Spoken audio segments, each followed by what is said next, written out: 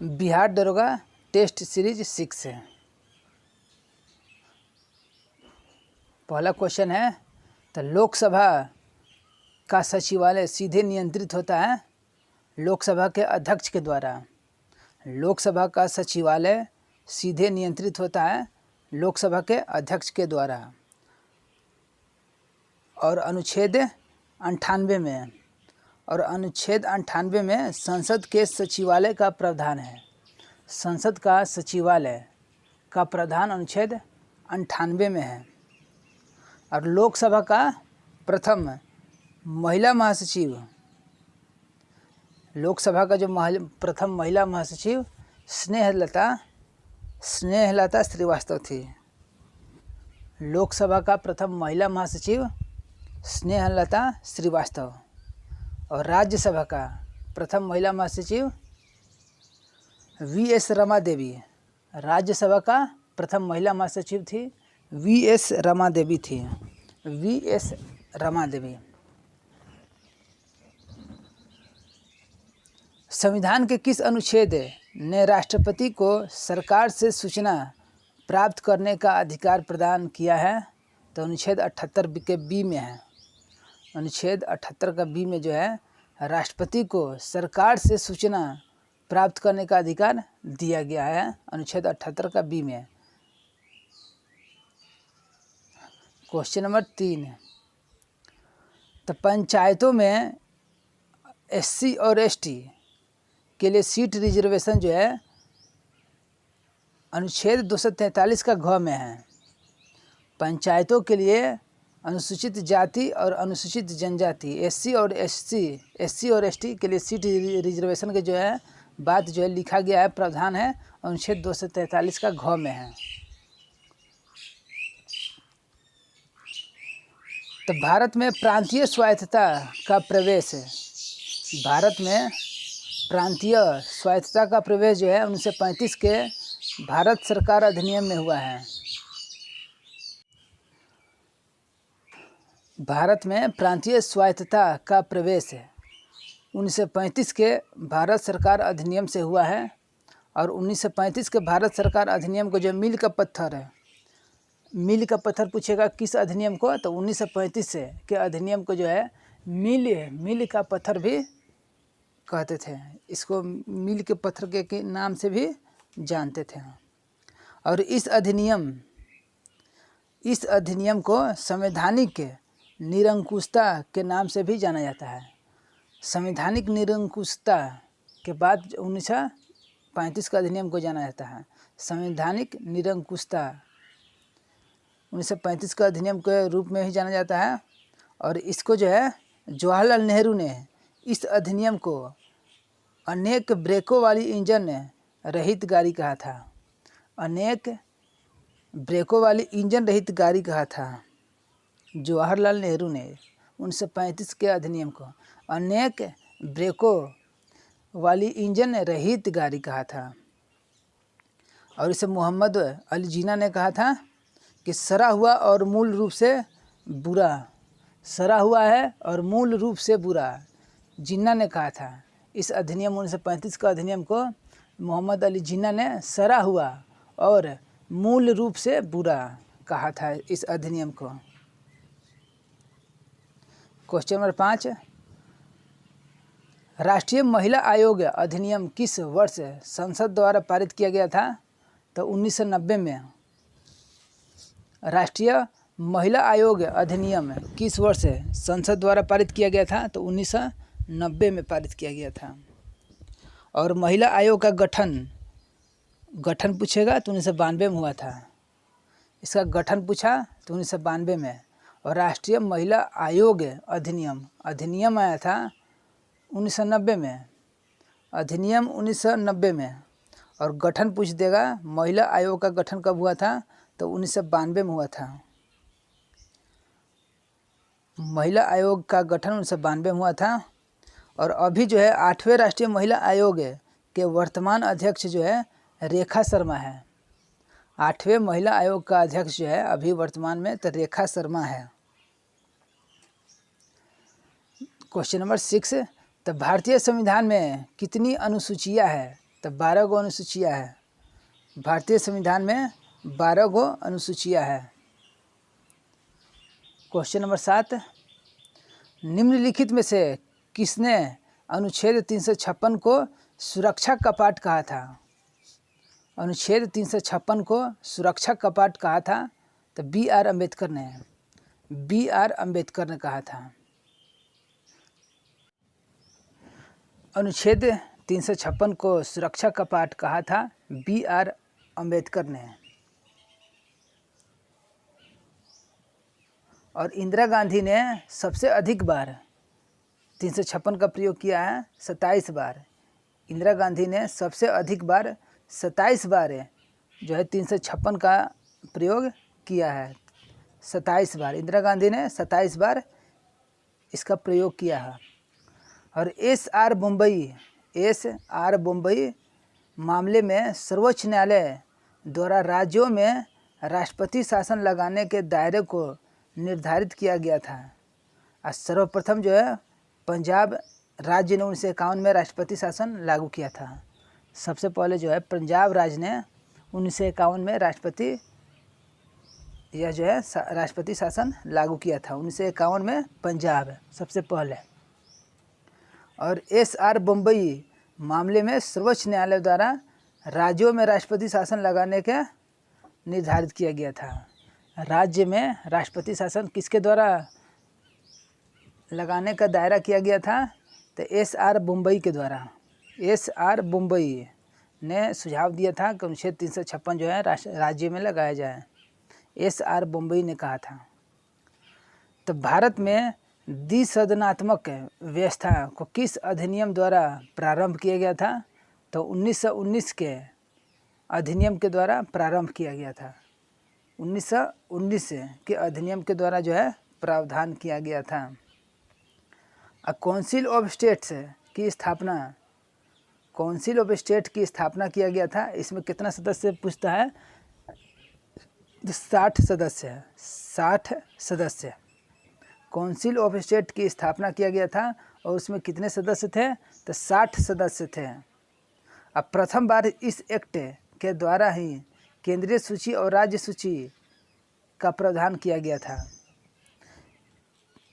पहली बार जो है 1919 के एक्ट के द्वारा ही, पहली बार 1919 के एक्ट के द्वारा केंद्रीय सूची और राज्य सूची, केंद्रीय सूची और राज्य सूची का प्रावधान किया गया था। और 1919 के अधिनियम द्वारा ही पहली बार जो है प्रत्यक्ष निर्वाचन की शुरुआत की गई थी। 1919 के अधिनियम के द्वारा ही प्रत्यक्ष निर्वाचन जो है 1919 के अधिनियम के द्वारा ही स्टार्ट हुआ था। प्रत्यक्ष निर्वाचन 1919 के अधिनियम के द्वारा ही स्टार्ट हुआ था। और इस अधिनियम में जो है लगभग 10% जनता को मताधिकार दिया गया था। सिर्फ 10% जनता ही जो है वह मताधिकार, सारे जनता नहीं, उसमें से जो है जो धनी थे, संपत्ति में शिक्षा उसके अच्छा था, धनी में अच्छा था, शिक्षा में अच्छा था तो वही वोट देता था। सभी व्यक्ति वोट नहीं देते थे। जो धनी थे, शिक्षा में अच्छे थे, वही वोट देता था। लगभग 10% है, लगभग 10% को ही अधिकार था वोट देने के लिए, जो शिक्षा के आधार पर और संपत्ति के आधार पर जो है वोट दिलाता था पहले। और इस एक्ट के द्वारा प्रथम बार महिलाओं को भारत में मतदान देने का अधिकार दिया गया था। इस एक्ट के तहत जो है भारत में महिलाओं को वोट देने का अधिकार दिया गया था। महिलाओं को वोट देने का अधिकार जो है 1919 के अधिनियम से ही दिया गया था। और यह अधिनियम 1921 में क्रियान्वित किया गया था। यह जो अधिनियम था 1919 का अधिनियम जो है कब क्रियान्वित किया गया था? तो 1921 में क्रियान्वित किया गया था। यह अधिनियम जो है 1921 में जाकर क्रियान्वित हुआ था। क्वेश्चन नंबर 9, इसमें जो कौन सुमेलित नहीं है? अनुच्छेद 24 जो है प्राथमिक शिक्षा का अधिकार, यही अनुच्छेद जो है सही नहीं है, क्योंकि प्राथमिक शिक्षा का अधिकार 21 में है, अनुच्छेद 21 का ए में है। प्राथमिक शिक्षा का अधिकार जो है अनुच्छेद 21 का ए में है। प्राथमिक शिक्षा का अधिकार अनुच्छेद 21 का ए में है। और अनुच्छेद 17 में छुआछूत, अनुच्छेद 21 में जीवन और व्यक्ति स्वतंत्रता की रक्षा, और अनुच्छेद 29 में है अल्पसंख्यकों की रक्षा। अल्पसंख्यकों की रक्षा जो है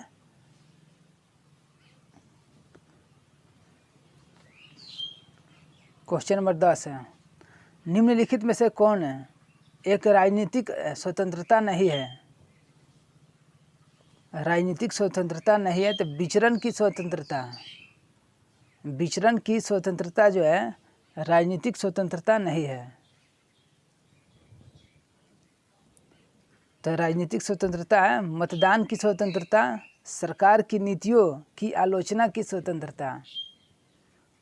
क्वेश्चन नंबर 11, भारतीय संविधान की 7वीं अनुसूची निम्न में से किससे संबंधित है? 7वीं अनुसूची जो है इसमें जो है राज्य, संघ और उपनिष्ठ सूची में आता है। 7वीं सूची में क्या आता है? तो राज्य, संघीय एवं उपनिष्ठ सूची। राज्य, संघीय एवं उपनिष्ठ सूची जो है 7वीं अनुसूची में आता है।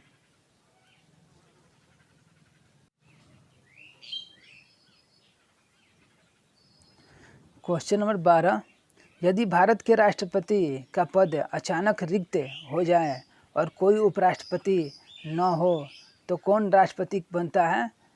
तो भारत के सर्वोच्च न्यायालय के मुख्य न्यायाधीश है। भारत के सर्वोच्च न्यायालय के मुख्य न्यायाधीश है।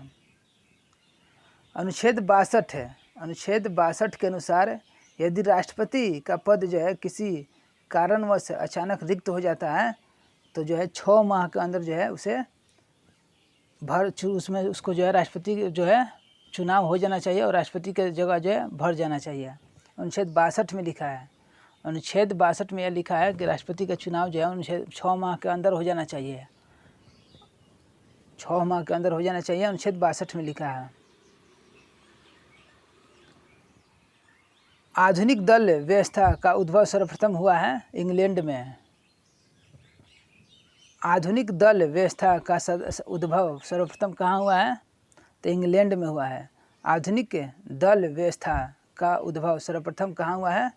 तो सर्वप्रथम जो आधुनिक दल का उद्भव जो है इंग्लैंड में हुआ है। क्वेश्चन नंबर 14, किस देश को कानून के शासन का परंपरागत घर माना जाता है? तो इंग्लैंड को। किस देश को कानून के शासन का परंपरागत घर माना जाता है? तो इंग्लैंड को। और विधि के शासन का जनक है, पूछेगा अगर विधि के शासन के जनक जो है, विधि के शासन का जनक जो है प्रोफेसर डायसी है। विधि के शासन के जनक जो है प्रोफेसर डायसी है। Professor Dicey. प्रोफेसर डायसी जो है विधि से के शासन का जनक है, प्रोफेसर डायसी। और भारतीय संविधान में विधि के समक्ष समता का प्रावधान जो है ब्रिटेन से लिया गया है। भारत में जो है विधि के समक्ष समता का प्रावधान ब्रिटेन से लिया गया है। और अमेरिका से जो लिया गया है विधि के समान संरक्षण। अमेरिका से जो लिया गया है तो विधि का समान संरक्षण जो है अमेरिका से लिया गया है। विधि का समान संरक्षण जो है अमेरिका से लिया गया है। अब विधि द्वारा पूछेगा तो जापान से लिया गया था। विधि द्वारा जो है द्वारा आ गया उसमें तो जापान। विधि द्वारा हो जाएगा तो जापान से लिया गया था। क्वेश्चन 15, वह हड़प्पाकालीन नगर है जिसका प्रतिनिधित्व लोथल का पुरातात्विक स्थल करता है किस नदी तट पर स्थित था? तो भोगवा पर है। तो वह हड़प्पाकालीन नगर है जिसका प्रतिनिधित्व लोथल का पुरातत्व स्थल करता है किस नदी तट पर स्थित है? तो भोगवा नदी पर स्थित है। निम्नलिखित में से कौन एक कैबिनेट मिशन का सदस्य नहीं थे? तो जॉन साइमन जो है कैबिनेट मिशन का सदस्य नहीं थे। जॉन साइमन कैबिनेट मिशन का सदस्य नहीं थे। पैथिक लॉरेंस थे, स्टैफोर्ड क्रिप्स थे और एबी अलेक्जेंडर थे। और मार्च 1946 में कैबिनेट मिशन का भारत आगमन हुआ था। कैबिनेट मिशन जो है भारत कब आया था? तो मार्च 1946 में, मार्च 1946 में कैबिनेट मिशन जो है भारत आया था। और लगभग 10 लाख जनसंख्या पर जो है एक सदस्य जो है चुना गया था इसका। क्वेश्चन नंबर 17, प्राचीन काल के महाविधि निर्माता थे मनु। प्राचीन काल के महान विधि निर्माता कौन थे? तो मनु थे। अब मनु स्मृति को अंग्रेजी में अनुवाद जो है कब हुआ था? तो 1776 में। मनु स्मृति का अंग्रेजी में अनुवाद है, मनु स्मृति का अंग्रेजी में अनुवाद 1776 में हुआ है। और किसके नाम से हुआ था? तो a code of Gentoo laws, a code of Gentoo laws के नाम पर जो है मनुस्मृति का अंग्रेजी में अनुवाद हुआ था। A code of Gentoo laws, a code of Gentoo laws